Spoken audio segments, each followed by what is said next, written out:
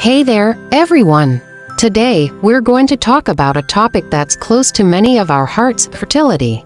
Specifically, we're going to discuss how nutrition can play a crucial role in boosting your fertility. Did you know that certain foods can actually help improve your chances of conceiving?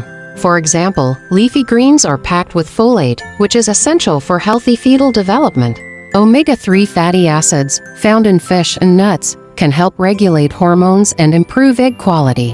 And, of course, we can't forget about whole grains, which are rich in vitamins and minerals that support reproductive health. But remember, it's not just about what you eat, but also about how you eat. Stress can have a significant impact on fertility, so it's important to maintain a healthy lifestyle. That means getting enough sleep, exercising regularly, and managing your stress levels. So, there you have it, a few simple tips to help boost your fertility through nutrition. Thanks for tuning in, and if you found this video helpful, don't forget to like, share, and subscribe for more health and wellness content. Until next time, take care of yourselves.